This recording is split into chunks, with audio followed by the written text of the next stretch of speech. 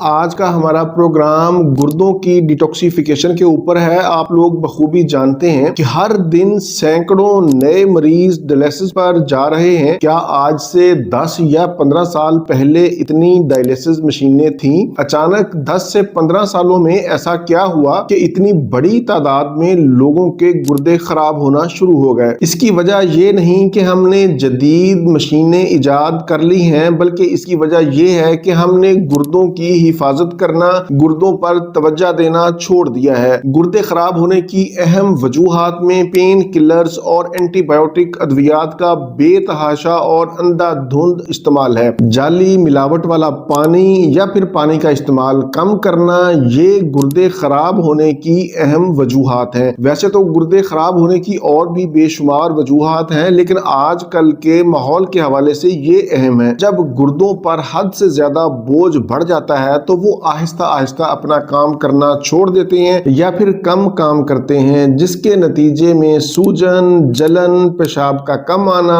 High blood pressure, کریٹینائن اور urea کا بڑھ جانا عام ہے۔ ایسی صورتحال میں گردوں کی ڈیٹاکسیفیکیشن بہت ہی ضروری ہے۔ آج میں آپ کو ہومیوپیتھی کی ایک چوٹی کی دوائی بتانے جا رہا ہوں۔ اس کو آپ ہر 6 ماہ کے بعد 15 دن ضرور استعمال کریں۔ اس دوائی کا نام ہے بربرس ولگیرس۔ اس کو آپ نے کیو میں لینا ہے اور اس کے 10 قطرے دن میں 3 مرتبہ کھانے سے 30 منٹ پہلے یا کھانے کے 30 منٹ بعد استعمال کریں۔ بربرس ولگیرس کو ایسے تمام لوگ استعمال کر سکتے ہیں جن کی عمر 35 سال سے زیادہ ہے، جن کی فیملی ہسٹری میں گردوں کے امراض پائے جاتے ہیں، ایسے لوگ جو پانی کا استعمال کم کرتے ہیں، جن کا طرز زندگی غیر صحت مند ہے، ایسے لوگ جو باہر کے کھانے کھاتے ہیں، کولڈ ڈرنکس کا زیادہ استعمال کرتے ہیں، وہ بھی یہ دوائی ضرور استعمال کریں۔ ویسے یہ بربرس ولگیرس گردوں میں پتھری یا ریت کی بہترین دوائی ہے۔ مطلب اگر کسی کے گردے میں پتھری ہو یا ریت ہو، پیشاب میں جلن ہوتی ہو، پیشاب رک رک کر آتا ہو، پیشاب کے بعد بھی